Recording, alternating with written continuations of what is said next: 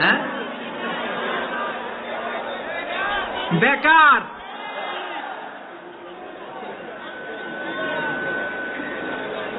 বাংলাদেশে চাকরির বাজার খুব মন্দা, ঠিক কিনা? বাংলাদেশ ইন্ডিয়াতে চাকরি পেতে অনেক কষ্ট। সামান্য একটা পদের জন্য যেখানে চেয়েছে ক্লাস 8 পাস, এখানে ডবল মাস্টার ডিগ্রি অ্যাপ্লাই করছে কয়েক লক্ষ। এজন্য আমাদেরকে উদ্যোক্তা হতে হবে। You have to be the entrepreneur. আমাদের উদ্যোক্তা দরকার, বেশি বেশি নতুন নতুন উদ্যোক্তা। নিজেই এমন আইডিয়া নিয়ে আসবে যেই আইডিয়া বিক্রি করে দুর্দান্ত আইডিয়া দিয়ে তুমি পুরো দেশ কাঁপিয়ে দিতে পারো। পারা যাবে না লক্ষ্মীপুরের ছেলেরা? আইডিয়ার অনেক দাম। You have to generate new ideas. নতুন নতুন আইডিয়া এনে মানুষ গোটা বিশ্বকে তাক লাগিয়ে দিচ্ছে। এই যে গত কয়েক বছর আগে কারের একটা রাইড চালু হয়েছে, নাম হয়েছে উবার। কি নাম? ঢাকায় যারা চলাফেরা করেন তারা হয়তো চড়েছেন। উবারের নাম শুনছেন না? এই উবার কোম্পানি কি করে জানেন? নিজেদের ব্যবসা নাই, পুঁজি নাই, পাত্তি নাই, অফিস নাই, কিচ্ছু নাই, কোটি কোটি টাকা হাতায় নিচ্ছে। Just idea, just they are generating new ideas. নতুন নতুন আইডিয়া নিয়ে গোটা বিশ্ব কাঁপিয়ে নিয়েছে একটা মোবাইল অ্যাপসের মাধ্যমে। কিসের মাধ্যমে? Mobile app. একটা কোম্পানি খুলেছে, গোটা বিশ্বের সব প্রাইভেট কারওয়ালারা ওইখানে রেজিস্ট্রেশন করে আপনি মোবাইলে কোথায় যাবেন, কোত্থেকে যাবেন লিখবেন, গাড়ি আপনার বাড়ির সামনে এসে হাজির। তার একটা পার্সেন্টেজ ওই উবার কোম্পানি পায়। ইউনাইটেড স্টেটস অফ আমেরিকার একটা স্টেট আছে সান ফ্রান্সিসকো, ওইখান থেকে শুরু করছে।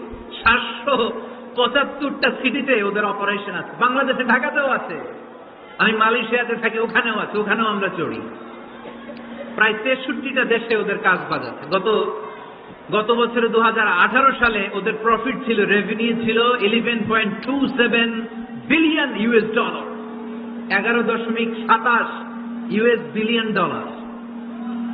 Just they are selling their ideas. নতুন নতুন আইডিয়া দিয়ে গোটা বিশ্ব কাঁপাচ্ছে। এই উবার যখন চালু হলো, আমি তখন মালয়েশিয়ায়, শুনলাম বাংলাদেশে নতুন আর একটা বাইরে হচ্ছে, পাঠাও। কি নাম? এটা বোধহয় সারা বাংলাদেশ ব্যাপী হয় নাই, 3টা জায়গায়, সিলেটে, চট্টগ্রামে আর ঢাকায়। এরা আরো চালাক। বাংলাদেশের ছেলেপেলেদের মাথায় চিকন চিকন অনেক বুদ্ধি। এরা ভাবলো এই উবার দিয়ে আর আমরা কত আগাবো, আমাদের গাড়ি আরো ছোট করতে হবে। এরা মোটরসাইকেল রাইড দেওয়া শুরু করছে। জ্যামের শহর ঢাকা, চিপা চাপা দিয়া এরা আপনারা নিয়ে জায়গা মতো পৌঁছায় দেবে। তো এই যে উবারের পরে আমাদের ছেলেরা বানাইলো পাঠাও। এরপরে কত কিছু বানাচ্ছে ছেলেপেলেরা, আমি তো এগুলো দেখে অবাক। রকমারি.com নাম শুনছো? বিক্রয়.com নাম শুনছো? ঘরে বসে বসে কোটি কোটি টাকা হাতিয়ে নিচ্ছে তারা। Just they are selling their ideas. যেহেতু আমাদের চাকরি কম, ওই চাকরির বাজারে আমরা লাইন দিতে চাই না। আমাদের মেধাকে খাটিয়ে খাটিয়ে আমরা নতুন তরুণ উদ্যোক্তা বানাতে চাই। চিল্লায় বলো ঠিক কিনা? উদ্যোক্তা যত বাড়বে ততই দেশের কল্যাণ হবে। মানুষ তাদের আইডিয়াকে কাজে লাগিয়ে গোটা বিশ্বকে তাক লাগিয়ে দিচ্ছে। আমরা আমাদের সমতল ভূমিতে চাষ করতে চাই না। মালয়েশিয়াতে একটা এলাকা আছে ক্যামেরুন হাইল্যান্ড, ওরা পাহাড়ের মধ্যে চাষাবাদ করে গোটা মালয়েশিয়ার খাদ্যদ্রব্যের অভাবকে মুক্ত করে দিয়েছে। পাহাড়ের মধ্যে ওখানে ফুলের বাগান। ক্যামেরুন হাইল্যান্ড প্রায় 6000 ফিট উঁচু, প্রচন্ড ঠান্ডা। এই ঠান্ডা পাহাড়ি হিল ট্রাক্স এরিয়াতে মালয়েশিয়ার এই ক্যামেরুন হাইল্যান্ডে ওখানে আছে ফুলের বাগান, আছে ফলের বাগান, আছে চায়ের বাগান। ওখানে মধুর চাষ হয়, ওখানে শাকসবজি চাষ হয়, ওখানে অনেক কিছু চাষাবাদ হয়। ওই ফলমূল শাকসবজি দিয়ে গোটা মালয়েশিয়ার 14টা স্টেটে যত শাক সবজি ফলমূল লাগবে ওরা আঞ্জাম দেয়। আর আমরা আমাদের সমতল ভূমিতে চাষ করতে চাই না। আমরা চাষাবাদকে খুব লজ্জা মনে করি। এটা ভুল আইডিয়া। আমাদের যে এলাকা যে জিনিসের জন্য বিখ্যাত ওইটাকে আমাদের ব্র্যান্ডিং করতে হবে। লক্ষ্মীপুর কিসের জন্য বিখ্যাত? নারিকেল সুপারি। নারিকেল সুপারি যে পৃথিবীর কত মানুষ, ইন্দোনেশিয়ান লোকেরা মুড়ির মতো খায় নারিকেল আর সুপারি। তো এইটারে আমাদের ব্র্যান্ডিং করতে হবে। যেই দেশে যেটা আছে, যে এলাকা যেই পণ্যের জন্য বিখ্যাত ওইটা আমাদের ব্র্যান্ডিং করতে হবে। আমাদের আদমজির জুট মিল বন্ধ না? ভাওয়ানি জুট মিল বন্ধ। আমাদের পাট শিল্পকে ধ্বংস করে দিয়ে ইন্ডিয়া এখন ওই কটনের পাঞ্জাবি বানায়, জুট কটনের পাঞ্জাবি। আছে না নাই? পুরা বাংলাদেশের মার্কেট এই জুট কটনের পাঞ্জাবি দিয়ে সয়লাভ। আমাদের বাংলাদেশের পাট দিয়ে যদি আমরা মিহি পাঞ্জাবি বানাতে পারতাম, গোটা বিশ্ববাজারকে আমরা দখল করে নিতে পারতাম, ঠিক কিনা? এজন্য আমাদেরকে নতুন নতুন আইডিয়া জেনারেট করতে হবে। চাকরির পিছনে বসে থাকলে চলবে না। আর আজান যদি হয়ে যায় ছুটে যাব মসজিদে, আর নামাজ শেষ হলে আমরা আমাদের কাজের দিকে চলে যাব। চিল্লায় বলেন ঠিক কিনা? যেটাই করব আমরা ভালোভাবে করব। আল্লাহ বলেছেন লিয়াবলুয়াকুম আইয়ুকুম আহসানু আমালা। লক্ষ্মীপুরের ভাইয়েরা আওয়াজ করে উত্তর দেন, আওয়াজ করে উত্তর দিতে হবে। জান্নাতে যেতে হলে 100তে কত নাম্বার পেতে হবে? হ্যাঁ, হয় নাই 51। কি নাম তোমার? হ্যাঁ, ফরহাদ। জান্নাতে যেতে হলে 100তে আমার দরকার 51। 100তে কত লাগবে? فأما من ثقلت موازينه فهو في عيشة راضية। সেদিন মিজানের পাল্লা যার ভারী হয়ে যাবে সে আনন্দ উৎসবে থাকবে। তো মিজানের পাল্লা ভারী হওয়ার জন্য 100তে আমার কত পাওয়া লাগবে? কত পাওয়া লাগবে? 51 পেলেই হয়ে যাবে। এজন্য আল্লাহ বলছেন লিয়াবলুয়াকুম আইয়ুকুম আহসানু আমালা। যেটাই করবে ভালোভাবে করবে। আল্লাহ এটা পরীক্ষা করতে চান যে আমরা ভালোভাবে কে কতটুকু আমল করেছি। যারা আরবি বোঝেন আলেম ওলামা আপনারা জানেন, এখানে আল্লাহ বলেননি লিয়াবলুয়াকুম আইয়ুকুম আকসারু আমালা। আল্লাহ এটা দেখতে চান যে তোমাদের মধ্যে থেকে কে বেশি আমল করে। এটা বলছে আল্লাহ? বলে নাই। আল্লাহ বলেছে লিয়াবলুয়াকুম আইয়ুকুম আহসানু আমালা, যে ভালো করে করে। এজন্য আমরা যাই করি না কেন কি করে করব? আওয়াজ করে বলতে হবে। কেমন করে করব? যে কোনো কাজ করো না ভাই, যে কোনো কাজ করো তা যেন হয় সবার চেয়ে সবচেয়ে সুন্দর। পড়েন, যে কোনো কাজ করো না ভাই, যে কোনো কাজ করো তা যেন হয় সবার চেয়ে সবচেয়ে সুন্দর। পড়েন, যে কোনো কাজ করো না ভাই, যে কোনো কাজ করো তা যেন হয় সবার চেয়ে সবচেয়ে সুন্দর। হোক না সেটা পড়া লেখা, রঙের ভাষায় ছবি আঁকা। পড়েন, হোক না সেটা পড়া লেখা, রঙের ভাষায় ছবি আঁকা। হোক না সেটা সামান্য কাজ কিংবা মহত্তর, তা যেন হয় সবার চেয়ে সবচেয়ে সুন্দর। যে কোনো কাজ করো না ভাই, যে কোনো কাজ করো তা যেন হয় সবার চেয়ে সবচেয়ে সুন্দর। চিৎকার করে বলেন ঠিক কিনা? আমরা যেটাই করি না কেন ওইটা ভালো করে করার দরকার আছে না নাই? এজন্য কাজে আর শ্রমে কোনো লজ্জা নাই। লজ্জা হচ্ছে অলসতায়। লজ্জা কিসে? অলসতায়। বিষ্ণু ইসলামের কাছে এক সাহাবী এসে বলল, ইয়া রাসূলুল্লাহ আ'তিনি শাইআন, আপনি আমাকে কিছু দান করেন, আমার কিছুই নাই। বিষ্ণু বললেন, তোমার কিছু নাই? সাহাবী বললেন, ইয়া রাসূলুল্লাহ ঘরে আমার শুধু 2টি জিনিস আছে। কয়টা? চিল্লায় বলেন কয়টা? এক হচ্ছে একটা জামা, 2 হচ্ছে পানি খাওয়ার একটা জগ। বিষ্ণু বললেন, এই 2টাই নিয়ে আস। বিশ্বনবীর কথা শুনে ওই সাহাবী ঘর থেকে জামা নিয়ে আসলেন, পানি খাওয়ার জগ নিয়ে আসলেন। বিশ্বনবী সাল্লাল্লাহু আলাইহি ওয়াসাল্লাম ওনার মুবারক হাত দিয়ে এক হাতে জামা ধরে আরেক হাতে পানির জগটা ধরে সাহাবীদের দিকে উদ্দেশ্য করে বললেন, মাইয়াশতারি হাদাইন, এই 2টা জিনিস কেনার মতো কে কে আছে দেখি? কয়েকজন হাত তুলল। বিশ্বনবী বললেন, কত দিয়ে কিনবা? এক সাহাবী বলে, ইন্নী আশতারিহিমা বিদিরহাম। ও নবী, যদিও এগুলো আমার দরকার নাই, কিন্তু আপনি যেহেতু নিলামে ডাক তুলেছেন, ইয়া রাসূলুল্লাহ ইয়া হাবিবাল্লাহ, আপনার সম্মানে আমি 1 দিরহাম দিয়ে 2টা জিনিস কিনে নেব। 1 দিরহাম, একটা জামা, একটা পানি খাওয়ার জগ, দাম কত? 1 দিরহাম। বিশ্বনবী বললেন, না না, 1 দিরহাম তো অনেক কম হয়ে যায়।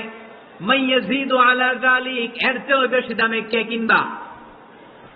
আরেক সাহাবী হাত তুলে বলতে লাগলি, ইয়া রাসূলুল্লাহ ইয়া হাবিবাল্লাহ ওয়া ইন্নী আশতারিহিমা বিদিরহামাইন, আমি এই জামাটার পানি খাওয়ার জগটা 1 দিরহাম নয় 2 দিরহামের বিনিময়ে কিনতে চাই। বিষ্ণু ইসলাম ওই সাহাবাকে দিয়ে দিলেন। দিয়ে 2 দিরহাম নিয়ে যে লোকটা ভিক্ষা করতে এসেছিল তার হাতে 2 দিরহাম দিয়ে বললেন, যাও 1 দিরহাম দিয়ে ঘরে খাবার কিনে দিয়ে আসো, আর 1 দিরহাম দিয়ে একটা কুঠার কিনে নিয়ে আসো। শুনতেছেন? কি কিনে নিয়ে আসো? কুঠার দিয়ে কি করে? গাছ কাটে। ওই সাহাবী কুঠার কিনে নিয়ে আসার পরে বিশ্বনবী নিজ হাতে কুঠারের মধ্যে একটা কাঠের হাতল লাগাই দিলেন। আল্লাহু আকবার। হাতল ছাড়া কুঠার ইউজ করা যাবে? বিশ্বনবী নিজ হাতে ওই কুঠারের ভেতরে একটা হাতল লাগাই দিলেন আর বললেন, লা উরিদু আন আরাকা 15 আইয়াম। এই কুঠার নিয়ে জঙ্গলে যাও, গায়ে অনেক শক্তি আছে, কাঠ কাটো, এই কাঠ কেটে বাজারে বিক্রি করো, সামনের 15 দিন যেন আমি আমার চোখের সামনে তোমার না দেখি। বিশ্বনবীর পরামর্শ অনুযায়ী কুঠার নিয়ে ওই সাহাবী জঙ্গলে চলে গেলেন। কাঠ কেটে বাজারে বিক্রি করতে করতে 15 দিন পরে 10 দিরহাম নিয়ে বিশ্বনবীর দরবারে হাজির হয়ে গেলেন। 10 দিরহাম নিয়ে বিশ্বনবীর কাছে হাজির হয়ে গেলেন। সাহাবী এসে বলল, ইয়া রাসূলুল্লাহ, এখন আর আমার ভিক্ষা করা লাগে না, আমার গায়ে অনেক শক্তি আল্লাহ দিয়েছে, আই এম ভেরি এনার্জেটিক। আপনার দেয়া বরকতের কুঠার দিয়ে আমি কাঠ কেটে কেটে স্বাবলম্বী হতে শুরু করেছি। সুবহানাল্লাহ পড়েন। আমি এখন 10 দিরহামের মালিক। বিশ্বনবী বললেন, লা আইয়াহতাসিবা আহাদুকুম হুজমাতান আলা যাহরিহি খায়রুম মিন আইয়াসআলা শাইআন ফায়ু'তিয়াহু আও ইয়ামনাহু। যাদের গায়ে শক্তি আছে তারা ভিক্ষা না করে কাঠ কেটে পিঠে সেই বোঝা নিয়ে বাজারে বিক্রি করা অনেক ভালো। কারণ কারো কাছে যদি তুমি হাত পাতো, সে দিতেও পারে, নাও দিতে পারে, আর কষ্ট করলে কষ্ট কোনোদিন বৃথা যায় না। চিল্লায় বলেন ঠিক কিনা? বিষ্ণু ইসলামের অনুপ্রেরণায় এই সাহাবা অল্প কিছুদিনের ব্যবধানে স্বাবলম্বী হয়ে গেলেন। What is the moral of the story? বিশ্বনবীর এই প্রফিটিক স্টোরি থেকে আমাদের কি শিক্ষা? লেসন নাম্বার 1, বিশ্বনবী চাইলেই ওই 2 দিরহাম দিয়ে বলতে পারতো, যাও খাবার দাবার কিনে ফ্যামিলিতে দিয়ে আসো। সে ওই 2 দিরহাম নিয়ে খাবার দাবার কিনে ফ্যামিলিকে খাইয়ে রাত্রে আবার ভিক্ষায় নামতো। কথা কন, রাত্রে কি করতো? ভিক্ষায় নামতো। বিষ্ণু ইসলাম তাকে কাজ করে খাওয়ার জন্য উৎসাহ দিলেন। পাশাপাশি বিষ্ণু ইসলাম পার্মানেন্ট সলিউশন দিলেন। এজন্য পার্মানেন্ট সলিউশনের ব্যবস্থা করতে হবে। অনেকে আমরা যাকাত দেই, যাকাতের শাড়ি দেই, যাকাতের লুঙ্গি দেই, আছে না নাই? লক্ষ্মীপুরে এরকম দেয় নাকি? কি দেয়? হ্যাঁ, গাড়ি গাড়ি দেয়, শাড়ি না। যাকাতের শাড়ি, যাকাতের লুঙ্গি বলতে কোনো কথা ইসলামে নাই। এগুলো খুব কম দামি শাড়ি, যাদেরকে এগুলো দেয়া হয় তাদেরকে অপমান করা হয়, ঠিক কিনা? আল্লাহ বলেছেন, ওয়ালাকাদ কাররামনা বানি আদম, I have dignified the status of the sons of Adam. আমি আদমের সব সন্তানদেরকে সম্মানিত করেছি। সুবহানাল্লাহ পড়েন। আপনাদের চেয়ে সম্মানিত কেউ আছে? মানুষের চেয়ে সম্মানিত গোটা বিশ্বে আর কোনো মাখলুকাত আছে? নাই। এজন্য যাকাতের শাড়ি দেয়া যাবে না, যাকাতের লুঙ্গি দেয়া যাবে না। যাকাতের শাড়ি আপনারা দেখছেন, এটাতে একবার ধোয়ার পরে দ্বিতীয়বার পরা যায় না। মশারি কি পাতলা, এর চেয়েও পাতলা। এই জন্য যাকাতের শাড়ি, যাকাতের লুঙ্গি বলতে ইসলামে কোনো পরিভাষা নাই। আপনাকে স্বাবলম্বী করে দেওয়ার চেষ্টা করতে হবে। যারা লক্ষ্মীপুর জেলায় বিজনেস ম্যাগনেট আছেন, তারা একসাথে হয়ে একটা স্ট্রং যাকাত ম্যানেজমেন্ট প্ল্যাটফর্ম করতে পারেন, যেখান থেকে আপনারা বিভিন্ন থানায়, বিভিন্ন গ্রামে বাছাই করে করে কিছু ভাইদেরকে যাকাত দিতে পারেন স্বাবলম্বী করার উদ্দেশ্যে। যেই ফ্যামিলিকে আছে, কি নাম এটা? পল্লী উন্নয়ন ক্লাব। মাশাআল্লাহ, যাকাত ফান্ড দিয়ে বিদেশে লোক পাঠায়। এর চেয়ে সুন্দর পদ্ধতিতে যাকাত বিতরণ আর হতে পারে? যেই লোকটাকে, যেই ছেলেটাকে বিদেশে পাঠানো হয়েছে, ওই ফ্যামিলিটা আর কোনোদিন যাকাতের শাড়ি নেওয়ার জন্য লাইনে দাঁড়াবে? যেই ছেলেটাকে ওনারা অস্ট্রেলিয়ান গাভী কিনে দিছে, দুধ বিক্রি করে যেই ফ্যামিলিটা স্বাবলম্বী হতে শুরু করেছে, তারা আর কোনোদিন যাকাতের লাইনে যেয়ে দাঁড়াবে না। এজন্য যাকাত দিতে হবে স্বাবলম্বী করার জন্য। ইসলাম আমাদেরকে এটাই শিখিয়েছে, কাজ করে খেতে হবে। কাজে লজ্জা নেই, লজ্জা হচ্ছে অলসতায়। লজ্জা কিসে? আজকের আলোচনা থেকে এটা মুখস্থ করে নিতে হবে, কাজে লজ্জা নেই। লক্ষ্মীপুরের ইয়াংস্টারেরা শ্রমে লজ্জা নেই, পরিশ্রমে লজ্জা নেই, লজ্জা অলসতায়। লজ্জা কিসে? আরো জোরে। নবীরা কি এমনি এমনি বসে বসে খাইছে? কঠিন পরিস্থিতিতেও নবীরা পরিশ্রম করে উপার্জন করা লেগেছে, ঠিক কিনা? সাইয়েদনা মারিয়াম আলাইহিস সালাম, যার নামে আল্লাহ তাআলা কোরআনে একটা সূরা দিলেন, উনি পৃথিবীতে এমন একজন মহিয়সী নারী, যেই নারীর গর্ভে, যেই নারীর পেটের ভেতরে স্বামীর স্পর্শ ছাড়া সন্তান দিয়ে থেকে। সাইয়েদনা ঈসা আলাইহিস সালাম পেটে আসলেন, মারিয়াম আলাইহিস সালাম লজ্জা পেলেন। হায় হায়, কেমন করে এলাকাবাসীদের কাছে আমি আমার মুখ দেখাবো? বিয়ে করি নাই, স্বামী নাই, বিয়ে হয় নাই, স্বামী নাই, কিন্তু পেটে সন্তান চলে এসেছে। হায় হায়, এলাকায় কেমনে মুখ দেখাবো? লজ্জায় পড়ে মারিয়াম আলাইহিস সালাম এলাকা থেকে চলে গেলেন। কি অবাক করে কাণ্ড! বাচ্চা ভূমিষ্ঠ হওয়ার জন্য, বড় হওয়ার জন্য 6 মাস 7 মাস লাগে নাই, পেটে বাচ্চা আসার সাথে সাথে বাচ্চাটারে বড় করে দিয়েছে কে? সাইয়্যিদাতুনা মারিয়াম আলাইহিস সালাম এবার বসে পড়লেন, বুঝতে আরম্ভ করলেন প্রেগন্যান্সির পেইন উঠেছে। হঠাৎ করে পেট থেকে বাচ্চা ভূমিষ্ঠ হয়ে যাওয়ার পরে উনি কাঁপতে আরম্ভ করলেন। ক্ষুধার চোটে খাবার কিছু নাই, সামনে ঝর্ণা, উপরে একটা খেজুর গাছ। সাইয়েদনা ঈসা আলাইহিস সালামকে কোলে নিয়ে মারিয়াম আলাইহিস সালাম মনে মনে ভাবে, হায় রে, কেউ যদি একটু খেজুর পেড়ে দিত, এই ক্ষুধার মুহূর্তে আমি খেজুর খেয়ে পেটের ক্ষুধা নিবারণ করতাম।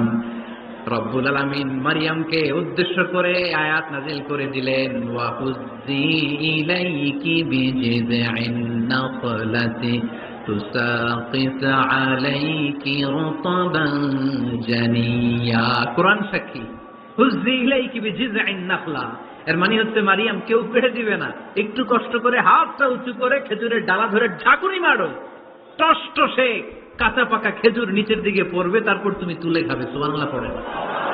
আল্লাহ চাইলে অটোমেটিক্যালি কারামাত হিসেবে খেজুরগুলো নিচে ফেলতে পারতেন না? কথা কোন?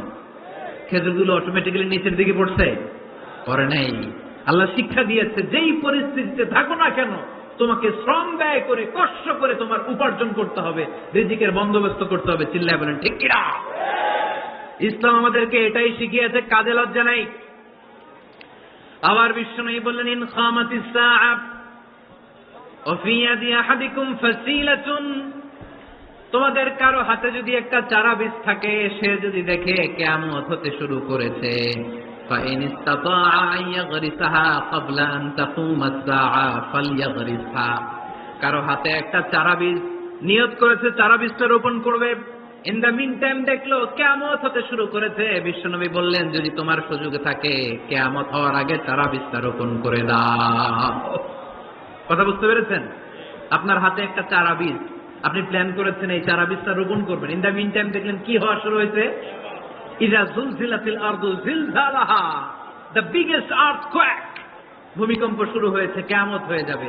বিশ্বনবী বললেন, কিয়ামত হইতেছে ওদিকে, আর তোমার হাতে যদি চারা বীজ থাকে, দেরি করো না, কিয়ামত তোমার কাছ পর্যন্ত আসার আগে সুযোগ পেলে চারা বীজটা রোপণ করে দাও। ইসলাম শিখিয়েছে শেষ নিঃশ্বাস পর্যন্ত তোমাকে লড়ে যেতে হবে। এই পৃথিবীতে কেউ কাউকে জায়গা করে দেয় না, জায়গা করে নিতে হয়।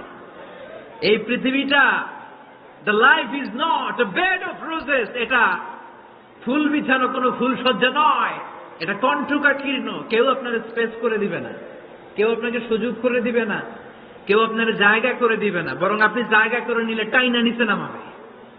কথা বলেন? এজন্য কখনো অলসতাকে স্থান দেয়া যাবে। রাসূল বাত্তালি দুক্কানুশ শয়তান, অলস মস্তিষ্ক শয়তানের আড্ডা।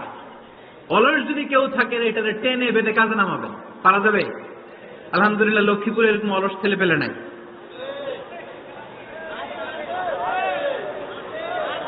আছে? আমরা আজকে অলসতাকে নো বলে যাবো এই মাহফিল থেকে। অলসতাকে আমরা কি বলবো? আওয়াজ করে বলতে হবে, অলসতাকে কি বলবো আমরা? মুমিনের জীবনে কোনো অলসতা নেই। অলস হয় মুনাফিকরা। অলস হয় কারা? চিল্লায় বলতে হবে। মুমিনরা অলস হয়? অলস হয় কারা?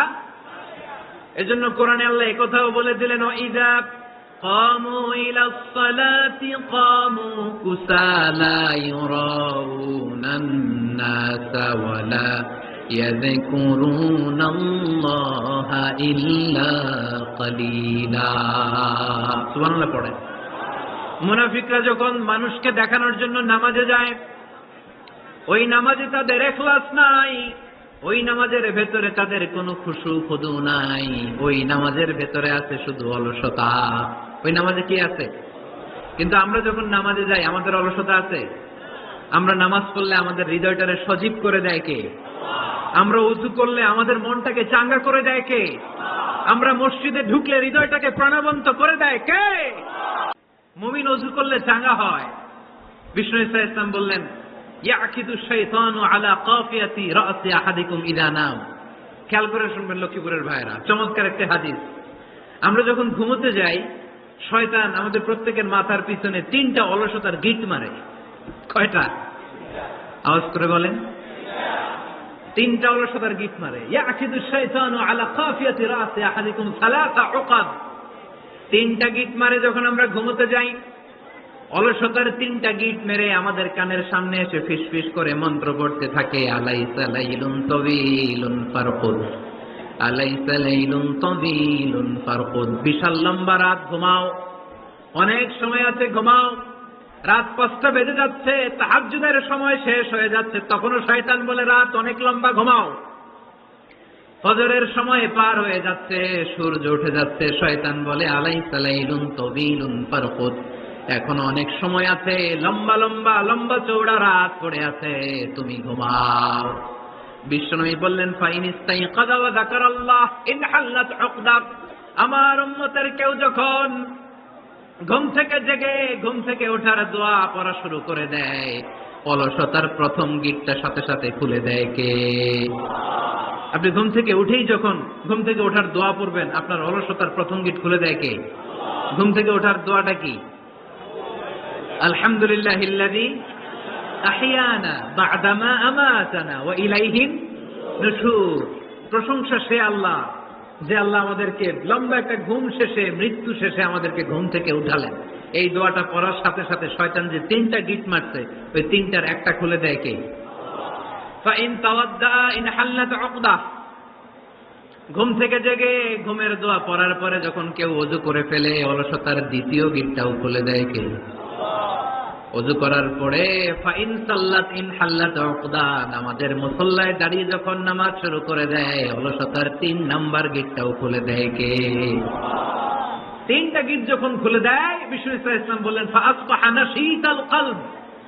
নাশীত, তখন মুমিন বান্দা সজীব হয়ে ওঠে, প্রাণবন্ত হয়ে ওঠে, উচ্ছ্বসিত হয়ে ওঠে। ওয়া ইল্লা হাবিসান নাফসি কাসলান।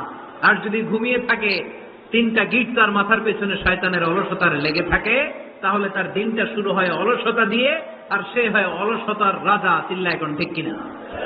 এজন্য আমরা কি অলস হতে চাই না কর্মঠ হতে চাই? কোন নবীরা কি অলস ছিলেন? পৃথিবীতে কোন নবী অলস ছিলেন?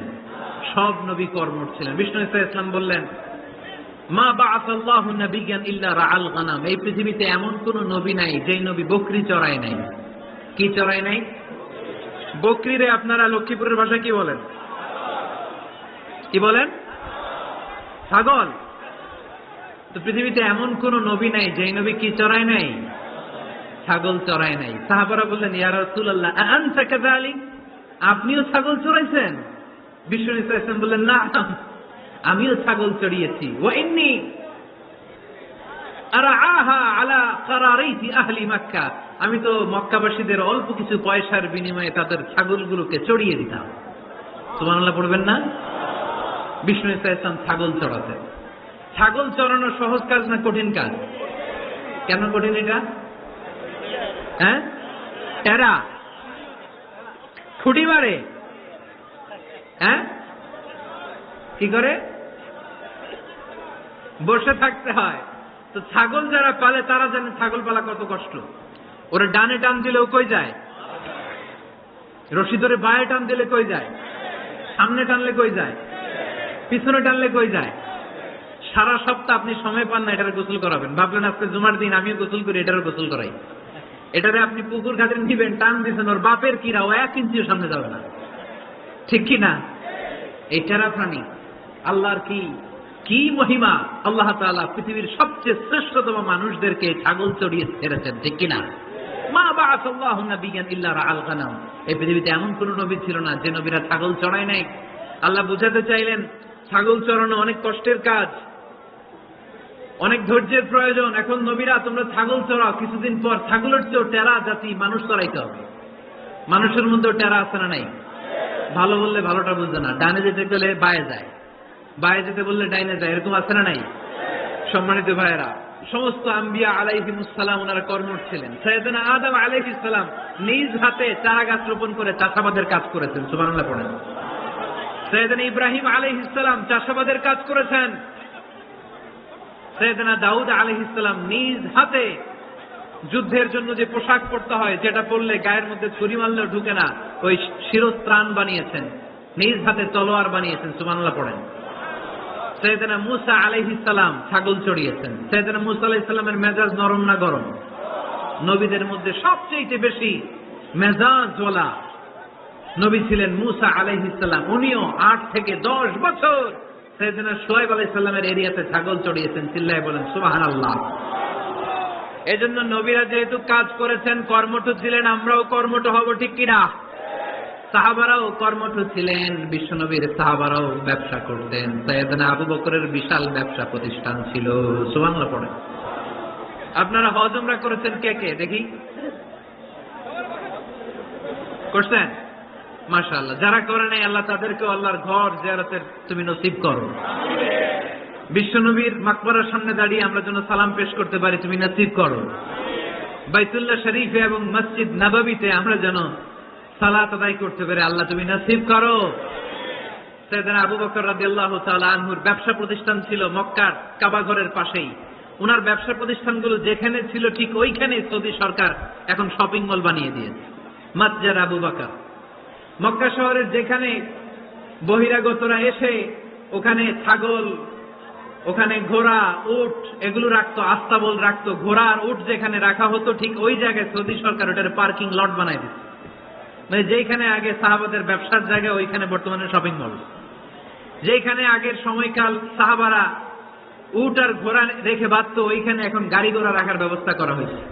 সাইয়েদনা আবু বকর অনেক বড় ব্যবসায়ী ছিলেন। ওনার নিজ টাকা দিয়ে হাবাসা থেকে আসা সাইয়েদনা বেলালকে তিনি 20,000 স্বর্ণ মুদ্রা দিয়ে উমাইয়া ইবনে খালাফের কবল থেকে তিনি মুক্ত করেছেন। সাইয়েদনা উসমান যুন্নুরাইন বড় ব্যবসায়ী ছিলেন। নিজের টাকা দিয়ে মদিনার মুসলমানেরা পানি খেতে পারে না, বীরে রুমা নামে একটা কুয়া ছিল, এই কুয়ার মালিক ছিল ইহুদি। মুসলমানেরা পানি খেতে গেলে এসে বকা দিত, পানি খেতে দিত না। বিশ্বনবী বললেন, আমার সাহাবীদের মধ্যে এমন কি কেউ নাই নিজের অর্থায়নে বীরে রুমা কিনে মুসলমানদেরকে দিয়ে দিবে? সাইয়েদনা উসমান যুন্নুরাইন বলল, ইয়া রাসূলুল্লাহ, আপনার খেদমতে আমি হাজির। মুহূর্তের মধ্যে সাইয়েদনা উসমান যুন্নুরাইন নিজের অর্থায়নে বীরে রুমাটা কিনে মুসলমানদের জন্য সদকা করে দিয়েছে। তো ব্যবসা না করলে, কর্মঠ না হলে, উপার্জন না হলে সত্যি করা যাবে? চিল্লায় বলেন করা যাবে? সুনানে তিরমিজির বর্ণনা, বিষ্ণু ঈসা ইসলাম মক্কা থেকে যত সাহাবারা হিজরত করে মদিনায় এসেছে, মদিনাতে কোন না কোন সাহাবার সাথে বিশ্বনবী ভ্রাতৃত্বের বন্ধনে আবদ্ধ করে দিয়েছে। সুবহানাল্লাহ পড়েন। এজন্য মক্কা থেকে যারা এসেছে এদেরকে বলে মুহাজির। এদেরকে কি বলে? আর মদিনায় যারা ছিল এদেরকে বলে আনসার। এদেরকে কি বলে? আওয়াজ করে উত্তর দিবেন। মক্কা থেকে যারা এসেছে তাদের নাম, আর যারা মদিনার সাহাবী তাদের নাম আনসার। আজকে এই মাহফিলে লক্ষ্মীপুর এর বাইরে থেকে কারা কারা আসছেন দেখি?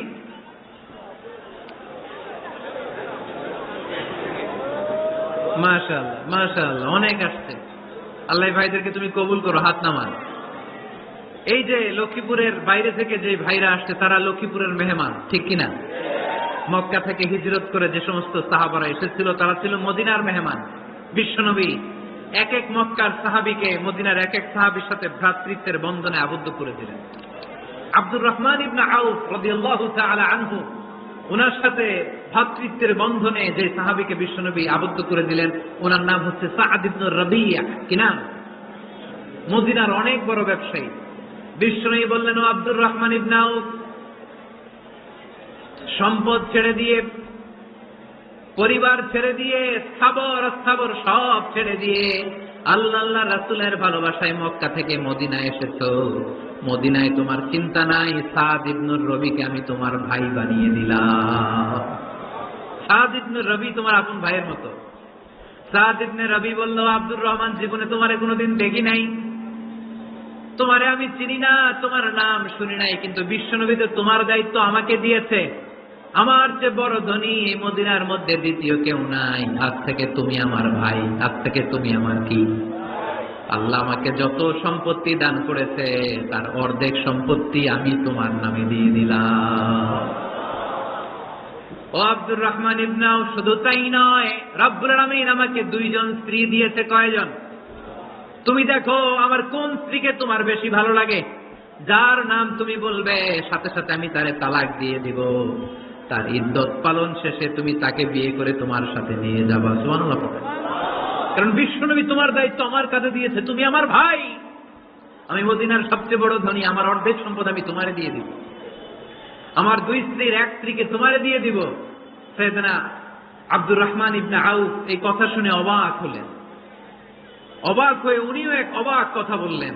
উনি বললেন, লা হাজাতা লি ফি আখি, ও আমার প্রাণের ভাই, তোমার কথা শুনে আমার হৃদয়টা ভরে গিয়েছে, কিন্তু তোমার সম্পদেরও দরকার আমার নাই, তোমার স্ত্রীরও দরকার আমার নাই। বারাকাল্লাহু ফি মালিক ওয়া লি আহলিক, আল্লাহ তোমার মালেও বরকত দেখ, তোমার সম্পদেও বরকত দেখ, তুমি শুধু একটু কষ্ট করবা। কি কষ্ট? দুল্লানি আলা সুক, show me the way to the market. তুমি মদিনায় কোনো মার্কেট আছে কিনা, শপিং মল আছে কিনা, ব্যবসা প্রতিষ্ঠান আছে কিনা আমার দেখায় দাও। সুবহানাল্লাহ পড়ে। আমরা হইলে কি করতাম? লক্ষ্মীপুরে যারা আসছে এদের একজনের যদি বলা হয়, ভাই আপনি এখন থেকে লক্ষ্মীপুরের ভাই, আমার অর্ধেক সম্পদ আপনারা দিয়ে দেব, কি করবে? পায়ের উপর পা তুলে খাবে আর বলবে কি আনন্দ আকাশে বাতাসে, ঠিক কিনা? এরপর যদি বলি, ভাই আমার দুই বউ, যেটারে সুন্দর লাগে বলেন তালাক দিয়ে দেই, নিয়ে যান, কি বলবে? কি আনন্দ আকাশে বাতাসে। আল্লাহ রাসূলের সাহাবী আব্দুর রহমান ইবনে আউফ বললেন, লা হাজাতা লি ফি, আমার দরকার নেই। দুল্লানি আলা সুক, just show me the way to market, এখানে মার্কেট কই আছে দেখায় দাও। অবাক হয়ে গেলেন সাদ বিন রবিব, বললেন, ও আব্দুর রহমান ইবনে আউফ, ঠিক আছে তুমি যদি নিতে না চাও তোমারে আমি জোর জবরদস্তি করব না। শুনে রাখো, মদিনাতে ইহুদিদের কয়নুকার একটা বাজার আছে। এই কথা বলার সাথে সাথে আব্দুর রহমান ইবনে আউফ চলে গেলেন। এর পরের দিন অল্প কিছু পনির আর ঘি দিয়ে ব্যবসা শুরু করলেন। পনির আর ঘিয়ের ব্যবসা করতে করতে করতে করতে ব্যবসায় তিনি এত লাভ করলেন, উনি বললেন, আমি যদি কখনো মদিনার বালুর মধ্যে হাত দিতাম, ওই বালুটারও সোনা বানায় দিত কে? দুল্লানি আলা সুক, লক্ষ্মীপুরের কর্মঠ যুবক ভাইয়েরা, এ আব্দুর রহমান ইবনে আউফ আমাদের প্রেরণা। উনি অন্যের ঘাড়ে পাড়া দিয়ে খেতে চায় নাই, আরেকজনের উপর ডিপেন্ডেন্ট বা নির্ভরশীল হতে চায় নাই। তিনি স্বাবলম্বী হওয়ার শিক্ষা লেসেন কিয়ামত পর্যন্ত গোটা বিশ্বের যুবকদের জন্য রেখে গিয়েছে। চিল্লায় বলো ঠিক কিনা? দুল্লানি আলা সুক, show me the way to market. Market কোথায় দেখাও। পনির আর ঘি নিয়ে ব্যবসা করতে করতে কয়েক মাসের ব্যবধানে ইতিহাস সাক্ষী সাইয়েদনা আব্দুর রহমান ইবনে আউফ মদিনার বিশাল বড় বিজনেস ম্যাগনেটে পরিণত হয়ে গেলেন। চিল্লায় পড়েন আল্লাহু আকবার। এজন্য ব্যবসার ভিতরে বরকত ঢুকিয়ে দিয়েছে কে? বিষ্ণু বললেন, আত-তাজিরা সাদুকাল আমিন মা'আন নাবিয়্যিন ওয়াস সিদ্দীকিন ওয়াশ শুহাদা'i ওয়াস সালিহিন।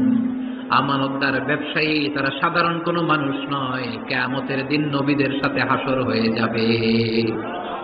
আপনারা যারা ব্যবসা করেন, এটা সাধারণ বিষয় নয়। বিষ্ণু ইসলাম নিজেও ব্যবসায়ী ছিলেন। ওনার জীবনের প্রথমে তিনি খাদিজা রাদিয়াল্লাহু তাআলা আনহার ব্যবসার স্টাফ হয়ে কাজ শুরু করেছেন, এরপর নিজে ব্যবসা শুরু করেছেন।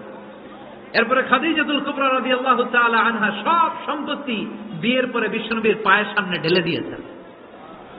বললেন, ইয়া রাসূলুল্লাহ, এই সম্পদ আমি আপনাকে দিয়ে দিলাম, আপনি ইচ্ছামতো দিনের প্রয়োজনে খরচ করেন। সুবহানাল্লাহ পড়েন। এজন্য বিষ্ণু ইসলাম আমাদের জন্য উপমা, আব্দুর রহমান ইবনে আউফ আমাদের জন্য উপমা।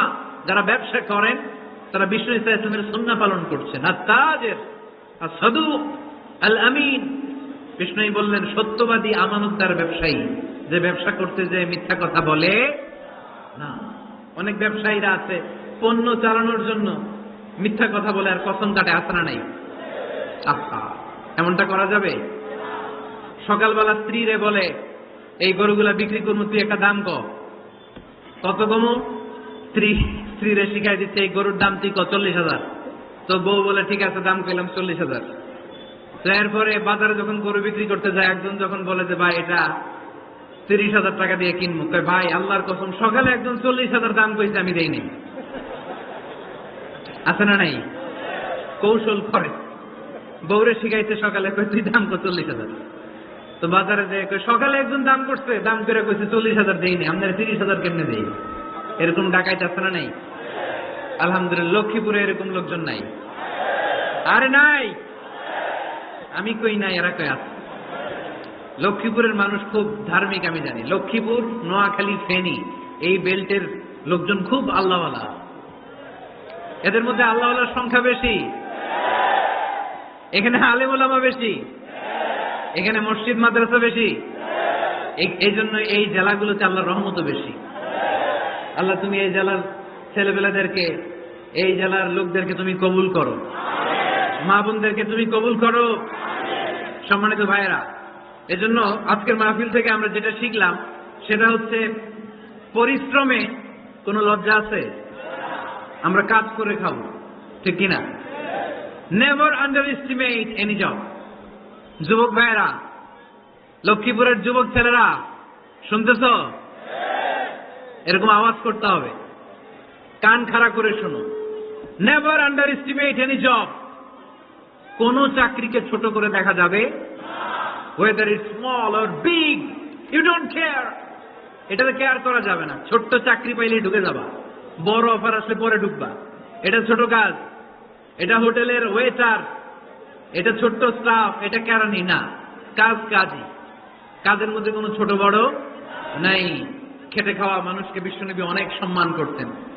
বিশ্বনবী সাল্লাল্লাহু আলাইহি ওয়াসাল্লাম খেটে খাওয়া মানুষদেরকে এত ভালোবাসতেন, বিদায় হজের মতো এত গুরুত্বপূর্ণ ভাষণও এই মেহনতি মানুষদের কথা বাদ যায়নি। সুবহানাল্লাহ বলবেন না? দিনটা ছিল জুমাবার। বিশ্বনবী সাল্লাল্লাহু আলাইহি ওয়াসাল্লাম আরাফাতের ময়দানে দাঁড়িয়ে ঐতিহাসিক একটা ভাষণ দিলেন। এই ভাষণের নাম হলো বিদায় হজের ভাষণ। এই বিদায় হজের ভাষণেও খেটে খাওয়া মানুষের কথা বিশ্বনবী বাদ দেয় না। বিশ্বনবী বলেছেন, আরিক্কাকুম, খবরদার, অধীনস্থ কর্মচারীদের সাথে খারাপ আচরণ করো না। আতঈমুহুম মিম্মা তাকুলুন ওয়াকসুহুম মিম্মা তালবিসুন।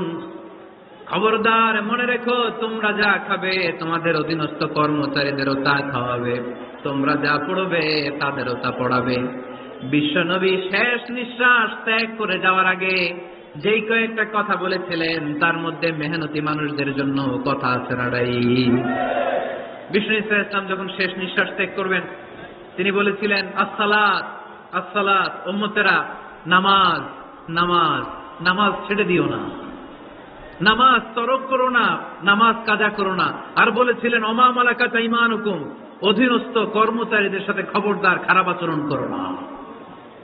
যারা কর্মচারীদের সাথে খারাপ আচরণ করে, যারা মানুষের কাছ থেকে শ্রম নিয়ে কাজ করিয়ে টাকা দেয় না, কিয়ামতের দিন তাদের বিরুদ্ধে মামলা দায়ের করবে কে? কে করবে? হাদিসে কুদসি সাক্ষী বিষ্ণু ইসলাম বলেন, আল্লাহ তাআলা ফরমান, আনা খাসমুহুম সালাসাতুন আনা খাসমুহুম ইয়াউমাল কিয়ামা।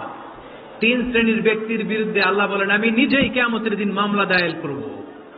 I will be against them in the day of judgment. Three categories of people, I will be against them in the day of judgment. তিন শ্রেণীর লোক কিয়ামতের দিন তারা ছাড় পাবে না। আল্লাহ বলেন, আমি নিজেই তাদের বিরুদ্ধে মামলা দায়ের করব। এর মধ্যে এক শ্রেণীর লোক হচ্ছে রাজুলুন ইস্তাআজারা জিরান ফাস্তাউফা মিনহু ওয়া লাম ইয়াতি আজরা। একজন শ্রমিক ভাড়া করে তার কাছ থেকে কাজ নিয়েছে কিন্তু তার পারিশ্রমিক আদায় করে নাই। এরকম আছে না নাই? দাপট দেখায়, দাপট দেখায় ইউনিভার্সিটির ক্যান্টিন গুলোতে। ইউনিভার্সিটির ক্যান্টিনে যে খায় মাগার বিল দেয় না, এরকম টাকায় আছে না নাই? চায়ের দোকানে চা খেয়ে পরে দিমু, বিল দেয় না, আছে না নাই? দোকানে যে পণ্য কিনে বিল দেয় না, পরে দিমু, আছে না নাই? কিয়ামতের দিন আল্লাহ তোর এই মাস্তানি ছুটাবে, চিল্লা এখন ঠিক কিনা? আনা খাসমুহুম, আমি নিজেই তাদের বিরুদ্ধে মামলা দায়ের করব। কথাটা কার? এজন্য বিশ্বনবী বললেন, খবরদার, মেহনতি মানুষ, খেটে খাওয়া মানুষ, এদের দোয়া কবুল হয়ে যায়। আতুল আজিরা আজরাহু ক্বাবলা আন ইয়াজিফা আরাকুহু। খবরদার, বিশ্বনবী বললেন, শ্রমিকের ঘাম শুকিয়ে যাওয়ার আগে তাদের পারিশ্রমিক মিটিয়ে দাও। বিশ্বনবীর বিখ্যাত হাদিস, আতুল আজিরা আজরাহু ক্বাবলা আন ইয়াজিফা আরাকুহু। শ্রমিকের ঘাম মাটিতে লাগার আগে, শুকিয়ে যাওয়ার আগে তাদের পারিশ্রমিক মিটিয়ে দাও। কেননা তারা যদি বদদোয়া করে তোমার জীবনকে জাহান্নাম বানিয়ে দিবে কে? বিষ্ণু ইসলাম সব সময় খেটে খাওয়া মানুষদেরকে আগলে রাখতেন। সব সময় শুধু যে ভাষণে মেহনতি মানুষদের সাথে ভালো আচরণ করতে বলতেন, শ্রমিকদের সাথে ভালো আচরণ করতে বলতেন, এমনটা নয়। ওনার ব্যক্তিগত জীবন ঘাটলেও দেখা যায় উনি শ্রমিকদের সাথে কেমন আচরণ করেছেন। বিষ্ণু ঈসা ইসলামের একজন খাদেম ছিল, আপনারা তার নাম জানেন? কি নাম? সবাই বলেন আনাস। আওয়াজ করে বলেন বিশ্বনবীর খাদেমের নাম। নামটা কেমন লাগে? ভালো লাগে? ছেলে হইলে রাখবেন তো? রাখবেন? অনেকে আমার জিজ্ঞেস করে যে আমার একটা ছেলের নাম বলে দেন। এই এলাকার যদি কারো সম্ভাব্য আগন্তুক 2-1 মাস পরেই ছেলে পৃথিবীতে আসবে, আর নাম রাখবেন আনাস। নাম কি রাখবেন? খাদিমু রাসূলিল্লাহ, আল্লাহ রাসূল সাল্লাল্লাহু আলাইহি ওয়াসাল্লামের খাদেম। এই খাদেমের কাছ থেকে একটু শুনেন ওনার মালিক কেমন ছিল। শুনবেন নাকি কষ্ট হচ্ছে? সম্মানিত ভাইয়েরা খেয়াল রাখবেন, কোন পীর সাহেবের ব্যাপারে যদি আপনি রিপোর্ট চান, পীর সাহেবের বউয়ের কাছ থেকে শুনবেন। কথা কয় না? বুঝে নাই বোধ হয়। একজন পীর সাহেব হুজুর উনি কেমন, রিপোর্ট দিবেন কার কাছ থেকে? কার কাছ থেকে? বউয়ের কাছ থেকে। একজন বড় সাহেব, বড় নেতা, তার ব্যাপারে যদি রিপোর্ট পেতে চান, আমি কয়েকটা জায়গা বলে দিই, এই জায়গাগুলো থেকে রিপোর্ট নেবেন। 1 নাম্বার তার ড্রাইভার, 1 নাম্বার। 2 নাম্বার তার বাড়ির দারোয়ান, 2 নাম্বার। 3 নাম্বার তার খাদেম, 3 নাম্বার। 4 নাম্বার তার ঘরের কাজের মেয়ে, 4 নাম্বার। এদের কাছ থেকে আসল রিপোর্ট পাওয়া যায়, ঠিক কিনা? এবার বিশ্বনবীর ব্যাপারে বিশ্বনবীর খাদেম কি বলে শুনবেন? বুঝে নাই বোধহয়। বিশ্বনবীর ব্যাপারে বিশ্বনবীর খাদেম কি কমেন্টস করছে শুনতে চান? খাদেমের নাম আরো জোরে বলতে হবে। আনাস রাদিয়াল্লাহু তাআলা, আনাস রাদিয়াল্লাহু তাআলা আনহু বলেন, বিশ্বনবী যখন মক্কা থেকে মদিনায় হিজরত করে আসলেন, মদিনার অলিতে গলিতে আনন্দের বন্যা বয়ে গেল। তলা আল বাদরু আলাইনা বলে সবাই বিশ্বনবীকে বরণ করে নিল, সবাই বিশ্বনবীর সাথে দেখা করতে আসলো। সবাই যখন আনসারী নারী পুরুষরা দেখা করতে যায়, আমার আম্মাও বলল, আনাস মক্কা থেকে বিশ্বনবী এসেছে, চলো তোমারে নিয়ে দেখা করতে যাই। আনাসের মা আনাস রাদিয়াল্লাহু তাআলা আনহু তখন খুব ছোট্ট, তিনি যে দেখে মানুষের ভিড়ে আনাসকে নিয়ে সামনে যাওয়া যায় না। আর তিনি দেখলেন মদিনার অলিতে গলিতে মানুষের ভিড়, আনসারী আবাল বৃদ্ধ বনিতা নারী পুরুষ সবাই বিশ্বনবীর সাথে দেখা করছে। আর যারাই দেখা করছে হাতে কোনো না কোনো হাদিয়া নিয়ে বিশ্বনবীর সাথে দেখা করতেছে। সুবহানাল্লাহ বলবেন না? আনসারী যত সাহাবারা বিশ্বনবীর সাথে দেখা করতে এসেছে, কি নিয়ে আসছে? কথা কয় না? তাহা দাও তাহাব্বু, হাদিয়া দাও, একে অপরকে হাদিয়া দাও। তোমাদের মধ্যে ভালোবাসার বন্ধনকে বাড়িয়ে দিবে কে? আনাসের মা বললেন, আমি মানুষ ধাক্কাতে ধাক্কাতে বিশ্বনবীর সামনে পর্যন্ত গেলাম, যে দেখি সবাই বিশ্বনবীর হাদিয়া দেয়। আমি বিশ্বনবীর সামনে যে কাঁদো কাঁদো সরে বললাম, ইয়া রাসূলুল্লাহ, ইয়া হাবিবাল্লাহ, লাম ইউবকি রাজুলুন ওয়ালা ইমরাআতুন মিনাল আনসার ইল্লা ক্বাদ আতহাফাকা বিতুহফা। ও নবী, আমি দেখতে পেয়েছি আনসারী এমন কোন নারী নাই, এমন কোন পুরুষ নাই যে আপনাকে আপনার হাতে কোনো না কোনো হাদিয়া দেয় নাই। ওয়া ইন্নী লা আকদিরু আলা যালিকা মা উতহিকুকা বি। কিন্তু ইয়া রাসূলুল্লাহ, ইয়া হাবিবাল্লাহ, আমার কাছে তো কোনো টাকা নাই, আমার কাছে কোনো পয়সা নাই, আমার ঘরে এমন কোন জিনিস নাই যে জিনিসটা আমি আপনারে হাদিয়া দেব, ইল্লা ইবনি হাযা, আমার এই নার্সেরা ধন কলিজার টুকরা সন্তান আনাস ছাড়া। ও আখিরি জামানার পয়গম্বর, আমি আমার কলিজার টুকরা আনাসকে আপনারে হাদিয়া দিয়ে দিলাম। ইয়া রাসূলুল্লাহ, মদিনার আনসারী এমন কোন নারী পুরুষ কেউ তো বাকি নাই যে আপনাকে হাদিয়া দেয়নি, সবাই তো হাদিয়া ছিল, কিন্তু আমি তো হাদিয়া দেওয়ার মতো আমার কাছে কিছু নাই। আপনারা কি হাদিস থেকে নেয়া এই গল্পটা বুঝতে পেরেছেন? কথাটা শুনতেছিলেন? আনাস রাদিয়াল্লাহু তাআলা আনহুর মা বললেন, ইয়া রাসূলুল্লাহ, আনসারী এমন কোন নারী নাই, এমন কোন পুরুষ নাই যে আপনারা হাদিয়া দেয় নাই, কিন্তু আমার তো হাদিয়া দেওয়ার মতো কিছু নাই আমার এই কলিজার টুকরা আনাস ছাড়া। কি আর আমি করব? আমার কলিজার টুকরা আনাসকে আমি আপনার দরবারে হাদিয়া দিয়ে দিলাম। ইয়া রাসূলুল্লাহ, আমার ছেলেটারই আপনারা হাদিয়া দিলাম। খুদ হাযা ইয়াখদুমু কামা বাদালাক, আপনার যেই কাজ লাগবে, যেই খেদমতের প্রয়োজন আপনার এই খেদমত করবে। ও নবী, আমি জানি আনাস আপনার বেশি খেদমত করতে পারবে না। আনাস আপনার মেসওয়াক এনে দিবে, অজুর পানি এনে দিবে, জুব্বা লাগলে জুব্বাটা এনে দিবে, ছোটখাটো কাজ করে আপনারে সাহায্য করবে। আমার কলিজার টুকরা সন্তানকে চিরকালের জন্য আমি আপনারে হাদিয়া দিয়ে দিলাম।